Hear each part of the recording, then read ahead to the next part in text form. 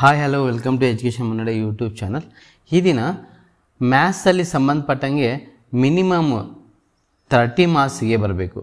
Minimum 30 marks. Maximum ಇದೇ ವಿಡಿಯೋದಲ್ಲಿ ಎಷ್ಟು ಮಾರ್ಕ್ಸಿಗೆ ಬರ್ಬೋದು ಅಂದರೆ ಮ್ಯಾಕ್ಸಿಮಮ್ ಅಂದರೆ 50 ಮಾರ್ಕ್ಸ್ವರೆಗೂ ಕವರ್ ಮಾಡ್ತಕ್ಕಂಥ ಕ್ವಶನ್ಸನ್ನು ಮಾತ್ರ ನಾನು ಡಿಸ್ಕಷನ್ ಮಾಡ್ತಾ ಇದ್ದೀನಿ. ಯಾಕೆಂದರೆ ಬೇರೆ ಕ್ವಶನ್ ಪೇಪರ್ ಈಗ ನೋಡಿ, ನಾವು 4 ಮಾಡಲ್ ಪೇಪರ್ಸ್ ನೋಡಿದ್ವಿ, ಸ್ಟೇಟ್ ಲೆವೆಲ್ ಮಾಡಲ್ ಪೇಪರ್ ನೋಡಿದ್ವಿ, ಸ್ಟೇಟ್ ಲೆವೆಲ್ ಪೇಪರ್ ನೋಡಿದ್ವಿ, ಎಲ್ಲವೂ ಸಹ ನೋಡಿದ್ವಿ. ಅದರಲ್ಲಿರ್ತಕ್ಕಂಥ ವೆರಿ ಇಂಪಾರ್ಟೆಂಟನ್ನು ಮಾತ್ರ ನಾನು ಇದರಲ್ಲಿ ಆಯ್ಕೆ ಮಾಡ್ಕೊಂಡಿದ್ದೀನಿ.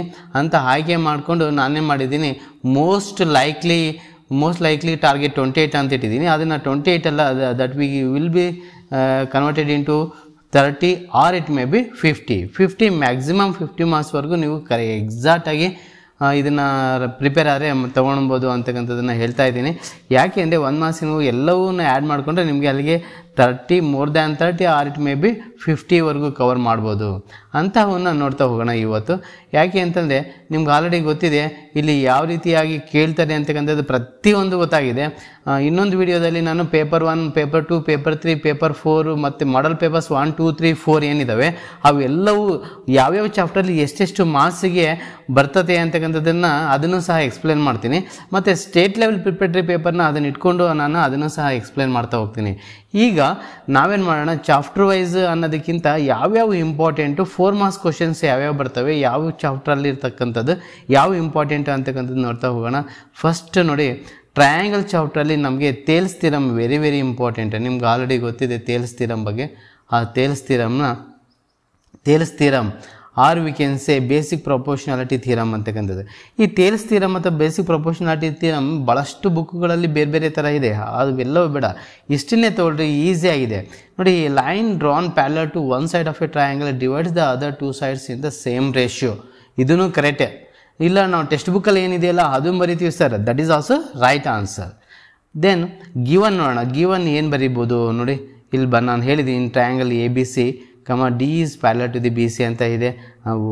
ಟು ಪ್ರೂವ್ ಹೇಗೆ ಪ್ರೂವ್ ಮಾಡಬೇಕು, ಕನ್ಸ್ಟ್ರಕ್ಷನ್ ನಾವು ಏನಂತ ಪ್ರೂವ್ ಮಾಡಬೇಕು, ಮತ್ತು ಕನ್ಸ್ಟ್ರಕ್ಷನ್ ಹೇಗೆ ಪ್ರೂಫಲ್ಲಿ ತುಂಬ ಈಸಿಯಾಗಿ ತೊಗೊಳ್ತಾ ಹೋಗಿ ಅದು ಸಿಮಿಲರ್ಲಿ ಅಂತ ಬರೆದು ಇಲ್ಲಿ ಬರೀಬೇಕಾಗಿರ್ತಕ್ಕಂಥದ್ದು ಏನಂದರೆ ED is parallel to the BC. ಇದು ಭಾಳ ಇಂಪಾರ್ಟೆಂಟ್, ಇದು ಬರೀಲೇಬೇಕು. ಈ ಸ್ಟೇಟ್ಮೆಂಟ್ ನೀವು ಸ್ಕಿಪ್ ಮಾಡೋಂಗೇ ಇಲ್ಲ. ಈ ಸ್ಟೇಟ್ಮೆಂಟ್ ಬರೆದಾದ್ಮೇಲೆ then we have to prove it. ಅದನ್ನು ಬರೆದು ಹೆನ್ಸ್ ಇಟ್ ಈಸ್ ಪ್ರೂವ್ಡ್ ಅಂತಕ್ಕಂಥದ್ದು ಬರಿತಾ ಹೋಗಬೇಕು.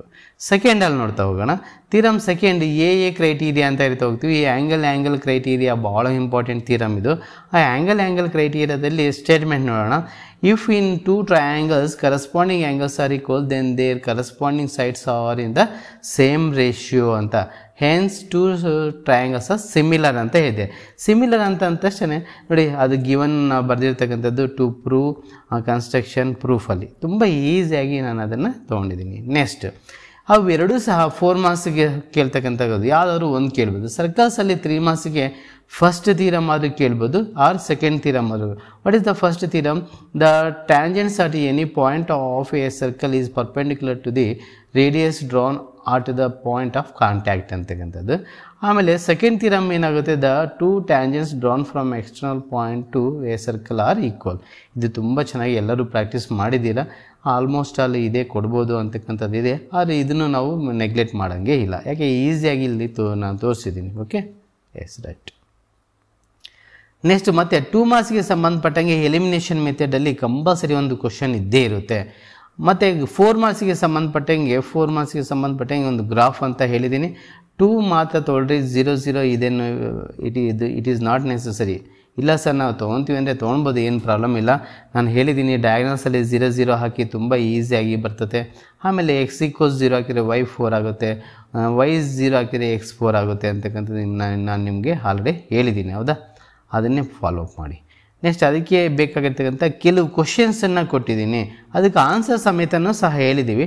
ಅದನ್ನು ಅದನ್ನು ಕರೆಕ್ಟಾಗಿ ನೋಡಿಕೊಂಡ್ರೆ ನಿಮ್ಗೆ ಅರ್ಥ ಆಗುತ್ತೆ. ನೆಕ್ಸ್ಟ್ ಟು ಪ್ರೂವ್ ಅಂತಕ್ಕಂಥದ್ದು ಇರ್ಯಾಷನಲ್ ನಂಬರ್ ಕಂಪಲ್ಸರಿ ಕೇಳ್ತಕ್ಕಂಥ ಕ್ವಶನ್ನು. 3 + √5 ಆದರೂ ಕೇಳ್ಬೋದು, ಅಥವಾ 3 - √5 ಆದರೂ ಕೇಳ್ಬೋದು. ಇಲ್ಲಿ ನೋಡಿ, √3 ಈಸ್ ಇರ್ಯಾಷನಲ್ ನಂಬರ್ ಅಂತ ಪ್ರೂವ್ ಮಾಡಿ ಅಂತ ಕೇಳಿದ್ರೆ √3 ಬದಲಾಗಿ √5 ಕೇಳ್ಬೋದು, √7 ಕೇಳ್ಬೋದು, √2 ಅಂತ ಕೇಳ್ಬೋದು, ಹೌದಾ? ಎಸ್, ಅದೇ ಥರ ನಾನು ಇಲ್ಲಿ ಟ್ರೈ ದೀಸ್ ಅಂತಕ್ಕಂಥದ್ದು ಕೊಟ್ಟು ಇಲ್ಲಿ ಕೊಟ್ಟಿದ್ದೀನಿ. ನೆಕ್ಸ್ಟ್ ಅರ್ಥಮೆಟಿಕ್ ಪ್ರೋಗ್ರೆಷನಲ್ಲಿ ಕಂಪಲ್ಸರಿ ಕೇಳ್ತಕ್ಕಂಥದ್ದು ಸಮ್ ಕೇಳ್ಬೋದು. ಸಮ್ ಆಫ್ 20 ಟರ್ಮ್ಸ್ ಆದರೂ ಕೇಳ್ಬೋದು, ಅಥವಾ 21st ಟರ್ಮ್ ಕಂಡಿಡಿರಿ ಅಂತಕ್ಕಂಥದ್ದನ್ನು ಕೇಳ್ಬೋದು. ಈ ಥರ ಆ ಕ್ವಶನ್ಸ್ ನೋಡಿ, ಅದಕ್ಕೆ ಬೇಕಾಗಿರ್ತಕ್ಕಂಥ 1 ಮಾರ್ಕ್ಸ್ ಕ್ವಶನ್ಸು ಸಹ ಇಲ್ಲಿ ನಾವು ಅದನ್ನು ಕೊಟ್ಟಿದ್ದೀನಿ. ನೀವು ಆಲ್ರೆಡಿ ಬೇರೆ ಬೇರೆ ವೀಡಿಯೋದಲ್ಲಿ ಇವೆಲ್ಲವೂ ಎಕ್ಸ್ಪ್ಲೇನ್ ಮಾಡಿದ್ದೀನಿ, ಅದನ್ನು ನೋಡ್ಕೊಳ್ರಿ ನೀವು. ಓಕೆ, ನೆಕ್ಸ್ಟ್ 3 ಮಾರ್ಕ್ಸ್ಗೆ ಸಂಬಂಧಪಟ್ಟಾಗೆ ನಾನು ಪದೇ ಪದೇ ಹೇಳ್ತಾ ಇದ್ದೀನಿ, ರಿಪೀಟ್ ಆಗ್ತಕ್ಕಂಥ 100% ಕ್ವಶನ್ಸ್ಗಳು ಇವೆಲ್ಲ ನೋಡಿ. ಮೋಡ್ ಅಥವಾ ಮೀನ್ ಕಂಪಲ್ಸರಿ ಇರ್ತಕ್ಕಂಥ ಈಸಿ ಆಗಿರ್ತಕ್ಕಂಥ ಫಾರ್ಮುಲಾ ಹಾಕ್ಕೊಂಡು ಮಾಡೋದು, ಅಷ್ಟು ಬಿಟ್ಟರೆ ಇನ್ನೇನಿಲ್ಲ. ಮತ್ತು ಟ್ರೈ ದೀಸ್ ಅಂತಕ್ಕಂಥದ್ದು ಇಲ್ಲಿ ಕೊಟ್ಟಿದ್ದೀನಿ ಬೇರೆ ಬೇರೆವು, ನೀವು ಅವನು ಸಹ ಟ್ರೈ ಮಾಡ್ಬೋದು. ಓಕೆ, 1 ಮಾರ್ಕ್ಸಿಗೆ ಸಂಬಂಧಪಟ್ಟಂಗೆ, ಏಕೆ 1 ಮಾರ್ಕ್ಸಲ್ಲಿ ಇಂಪಾರ್ಟೆಂಟು, 1 ಮಾರ್ಕ್ಸಿಗೆ ಸಂಬಂಧಪಟ್ಟಂಗೆ ಏನು ಕ್ವಶನ್ಸ್ ಕೇಳ್ಬೋದು ಅಂತಕ್ಕಂಥದ್ದನ್ನು ಇಲ್ಲಿ ನಾನು ಸ್ವಲ್ಪ ಟ್ಯಾಗ್ ಮಾಡಿದ್ದೀನಿ ಅದ್ರ ಜೊತೆಗೆ. ಓಕೆ, ನೆಕ್ಸ್ಟ್ ಅದಕ್ಕೋಸ್ಕರ ನಾನು ಏನು ಹೇಳ್ತಿದ್ದೀನಿ, not it is 30, it is 50 marks ಅಂತ ಅದಕ್ಕೆ ಹೇಳ್ತಿರೋದು. ನೆಕ್ಸ್ಟ್ ಕ್ವಾಡ್ರಿಕ್ ಇಕ್ವೇಷನಲ್ಲಿ ಡಿಸ್ಕ್ರಿಮಿನೆಂಟ್ ಕಂಪಲ್ಸರಿ ಕೇಳ್ತಾರೆ, ಅಥವಾ ಸಾಲ್ವ್ ಮಾಡಿ ಅಂತ ಆದರೂ ಕೇಳ್ತಾರೆ. ಹೌದಾ, ಡಿಸ್ಕ್ರಿಮಿನೆಂಟ್ ಆದರೂ ಕೇಳ್ಬೋದು, solve find the value of K ಅಂತಕ್ಕಂಥದ್ದು. ಅದೇ ಥರ 1 ಮಾರ್ಕ್ಸ್ಗೆ ಸಂಬಂಧಪಟ್ಟಂಗೆ ಕೆಲವು ಕ್ವಶನ್ಸನ್ನು ಕೊಟ್ಟಿದ್ದೀನಿ. ಓಕೆ, ಪಾಲಿನಾಮಿಯಲ್ಸಲ್ಲಿ ನೋಡಿ, ಪಾಲಿನಾಮಿಯಲ್ಸಲ್ಲಿ ನಿಮಗೆ ಕಂಪಲ್ಸರಿ ಕೇಳ್ತಕ್ಕಂಥದ್ದು ಏನಪ್ಪ ಅಂದರೆ find the zeros of the polynomial ಒಂದು ಕೇಳ್ತಾರೆ. ಆಮೇಲೆ ರಿಲೇಷನ್ಗೆ ಅದರದ್ದು ವೆರಿಫೈ ಮಾಡಿ ಅಂತಲೂ ಕೇಳ್ಬೋದು. ಅವಾಗ ಏನು ಮಾಡಬೇಕು, ಫ್ಯಾಕ್ಟರೈಸೇಷನ್ ಮಾಡಬೇಕು. ಫಸ್ಟ್ ಇಲ್ಲಿ ಆಲ್ಫಾ ಬೀಟಾ ಅಂತ ತೊಗೊಂಡು ಅದನ್ನು ವೆರಿಫಿಕೇಷನ್ ಮಾಡ್ಬೋದು by using formula method. Alpha plus beta is ಕೊಟ್ಟು -b/a, C by alpha into beta is ಕೊಟ್ಟು c/a ಫಾರ್ಮುಲಾ ಹಾಕ್ಕೊಂಡು ನಾವು ವೆರಿಫೈ ಮಾಡ್ಬೋದು. ಅದೇ ರೀತಿಯಾಗಿ ಟ್ರೈ ದೀಸ್ ಅಂತಕ್ಕಂಥದ್ದು ಕೊಟ್ಟಿದ್ದೀನಿ. ಕೋಆರ್ಡಿನೇಟ್ ಜಾಮಿಟ್ರಿಯಲ್ಲಿ ಕಂಪಲ್ಸರಿ ಕ್ವಶನ್ಸ್ ಇವು. ಫೈಂಡ್ ದ ಕೋಆರ್ಡಿನೇಟ್ಸ್, ರೇಷಿಯೋ ಕೊಟ್ಟಿರ್ತಾರೆ, ಅಥವಾ ಒಂದೊಂದು ಸರ್ತಿ ಫೈಂಡ್ ದ ರೇಷಿಯೋ ಅಂತಲೇ ಕೇಳ್ಬೋದು. ಫೈಂಡ್ ದ ರೇಷಿಯೋ ಅಂತಲೇ ಕೇಳ್ಬೋದು. ಇವು 2 ಮಾರ್ಕ್ಸ್ಗಾದರೂ ಕೇಳ್ಬೋದು, ಅಥವಾ 3 ಮಾರ್ಕ್ಸ್ಗಾದರೂ ಕೇಳ್ಬೋದು. ನಿಮಗೆ ಜ್ಞಾಪಕ ಇರಲಿ. ಡಿಸ್ಟೆನ್ಸ್ ಫಾರ್ಮುಲಾ ಕೇಳ್ಬೋದು. ಡಿಸ್ಟೆನ್ಸ್ ಫಾರ್ಮುಲಾ ಇಲ್ಲಾಂದರೆ ಸೆಕ್ಷನ್ ಫಾರ್ಮುಲಾ ಕೇಳ್ಬೋದು. ಇಲ್ಲಿ ನೋಡಿ, ಇದು ಭಾಳ ಇಂಪಾರ್ಟೆಂಟ್. ಇದು 3 ಮಾರ್ಕ್ಸ್ ಕ್ವಶನ್ಗೆ ಕಂಪಲ್ಸರಿ ಕೇಳ್ತಕ್ಕಂಥದ್ದು. ಇದು ಈ ಥರ ಕ್ವಶನ್ಸನ್ನು ನೀವು ಡಿಸ್ಕಷನ್ ಮಾಡಿ ಅಂತಕ್ಕಂಥದ್ದನ್ನು ಹೇಳ್ತಾ ಇದ್ದೀನಿ ಆ ಚಾಪ್ಟ್ರಲ್ಲಿ. ನೆಕ್ಸ್ಟ್ ಪ್ರಾಬಬಿಲಿಟಿಗೆ ಸಂಬಂಧಪಟ್ಟಂಗೆ ಭಾಳ ಈಸಿ ಇರ್ತಕ್ಕಂಥದ್ದು. ಎಷ್ಟೋ ಸರ್ತಿ ಹೇಳಿದ್ದಾನೆ, a boy or girl or bar. ನೋಡಿ, ಇದು ಟೆಕ್ಸ್ಟ್ ಬುಕ್ಕಲ್ಲಿ ಇರ್ತಕ್ಕಂಥ ಪ್ರಾಬ್ಲಮ್. ಹೌದಾ, ಎಷ್ಟು ಸೇಮ್ ಡಿಫ್ರೆಂಟಾಗಿ ಎಷ್ಟಿರ್ತದೆ, ಅಥವಾ ಸೇಮ್ ಎಷ್ಟು ಬರ್ತಡೇ ಬರ್ತದೆ ಅಂತಕ್ಕಂಥದ್ದು. ಅಥವಾ ಫೇರ್ ಕಾಯಿನ್ ಟಾಸ್ ಟ್ವೈಸ್ ಅಂತ ಹೇಳಿದೆ ನೋಡಿ. ಇದು ಟ್ವೈಸ್ ಅಂದಾಗ ನಾವು HH TT ಅಂತ ಹಂಗೆ ತೊಗೊಳ್ಬೇಕು. ಹೌದಾ, ಆ ಥರ ತೊಗೊಂಡು ಮಾಡಬೇಕು. ನೆಕ್ಸ್ಟ್ ಇಲ್ಲಿ ನೋಡಿ, ಥರ್ಡ್ ಒನ್ ಏನಿದೆ, the even natural numbers of card is 4/9 ಆದರೆ find the probability prime numbers of card ಅಂತ ಕೇಳಿದೆ. ಪ್ರೈಮ್ ನಂಬರ್ಸ್ ಅಂದರೆ ಅಲ್ಲಿ ನಂಬರ್ಸ್ ಯಾವ್ಯಾವ ಇದ್ದಾವೆ ಅಂದರೆ 1ರಿಂದ ಎಲ್ಲಿವರೆಗೂ ಇದ್ದಾವೆ ಅಂದರೆ 9ವರೆಗೂ ಇದ್ದಾವೆ. ಅದರಲ್ಲಿ ಪ್ರೈಮ್ ನಂಬರ್ಸ್ ಯಾವ್ಯಾವ ಅಂತಕ್ಕಂಥದ್ದನ್ನು ನೀವು ಅದನ್ನು ಫಸ್ಟ್ ಔಟ್ಕಮ್ಸ್ ಬರ್ಕೊಳ್ಬೇಕು. ಈ ಥರ ಬರೆದಾದ್ಮೇಲೆ ಆಮೇಲೆ ನಾವೇನು ಮಾಡಬೇಕು, ಅದರಲ್ಲಿ ಪ್ರೈಮ್ ನಂಬರ್ಸ್ ಯಾವ್ಯಾವ ಇದ್ದಾವೆ ಅಂತಕ್ಕಂಥ. ಪ್ರೈಮ್ ನಂಬರ್ಸ್ ಯಾವ್ಯಾವ ಇದ್ದಾವೆ ಇಲ್ಲಿ ನೋಡಿ, ನಾನೇ ಇಲ್ಲಿ 2 ಇದೆ, 3 ಇದೆ, 5 ಇದೆ, ಆಮೇಲೆ 7 ಇದೆ. ಇವು ಪ್ರೈಮ್ ನಂಬರ್ಸ್ ಇದೆ.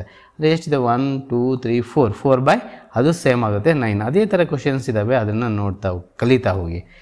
ನೆಕ್ಸ್ಟ್ ಸೈನ್ ಸಿ ಅಂತಷ್ಟೇ. Sine C is equal to opposite by hypotenuse. ಕರೆಕ್ಟಾ? ಆಪೋಸಿಟ್ ಸೈಡ್ ಎಷ್ಟಿದೆ, ಸಿ ಅಂದರೆ ಇದನ್ನು ತೊಗೊಳ್ಬೇಕು ನಾವು.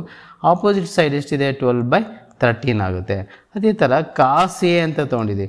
ಕಾಸ್ ಎ ಅಂತ ತೊಗೊಂಡ್ರೆ ಏನಾಗುತ್ತೆ, ಕಾಸ್ ಅಡ್ಜಸೆಂಟ್ ಸೈಡ್ ಅಂತ, adjacent side by hypotenuse. Adjacent side ಎಲ್ಲಿ ಎಷ್ಟಿದೆ, ಕಾಸ್ ಎ ಅಂದರೆ ಇಲ್ಲಿ. ಅಡ್ಜಸೆಂಟ್ ಸೈಡ್ ಯಾವುದಾಗುತ್ತೆ, ಇದೇ ಅಡ್ಜಸೆಂಟ್ ಸೈಡ್ ಆಗುತ್ತೆ. ಅವಾಗ ಅದು ಏನಾಗುತ್ತೆ, ಅಡ್ಜಸೆಂಟ್ ಸೈಡ್ 12/13 ಸೇಮ್ ಬರುತ್ತೆ.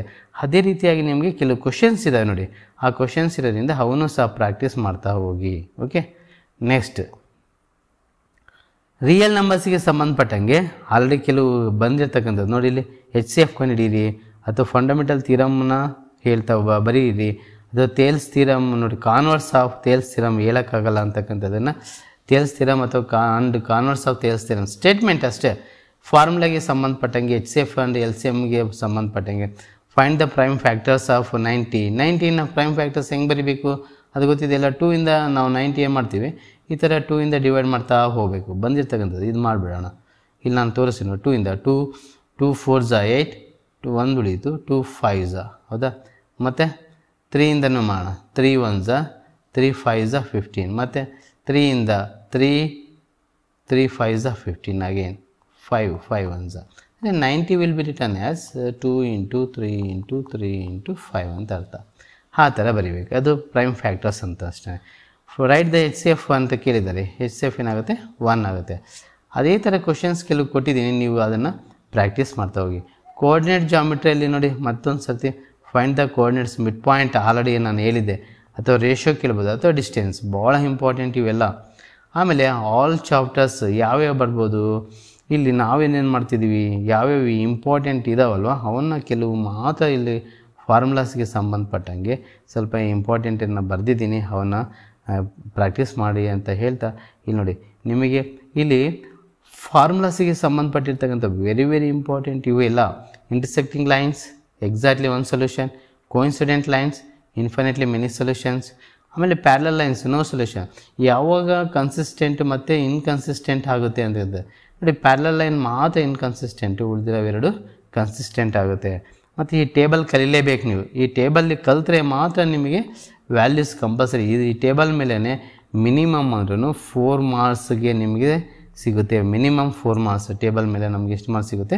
4 ಮಾರ್ಕ್ಸ್. ಇದನ್ನು ಕಂಪಲ್ಸರಿ ಪ್ರಾಕ್ಟೀಸ್ ಮಾಡಲೇಬೇಕು.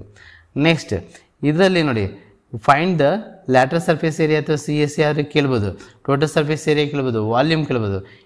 ಇಷ್ಟು ಕಲ್ತಿದ್ದೀವಿ ಅಂದರೆ again we get 4 or 5 marks. ಈ ಚಾಪ್ಟ್ರಲ್ಲಿ ಸಂಬಂಧಪಟ್ಟಂಗೆ 4 or 5 ಮಾರ್ಕ್ಸ್. ಯಾಕೆ 1 ಮಾರ್ಕ್ಸ್ಗೆ ಡೈರೆಕ್ಟಾಗಿ ಫಾರ್ಮುಲಾ ಕೇಳ್ತಾನೆ, ಸೆಕೆಂಡಲ್ಲೂ ಸಹ ಫಾರ್ಮುಲಾ ಕೇಳ್ತಾನೆ, ಮತ್ತು ಒಂದು 4 ಮಾರ್ಕ್ಸಿಂದ ಇಲ್ಲ 5 ಮಾರ್ಕ್ಸ್ ಕ್ವಶನ್ ಡೈರೆಕ್ಟಾಗಿ ಕೇಳ್ತಕ್ಕಂಥ ಚಾನ್ಸಸ್ ಇದೆ, ಹೌದಾ.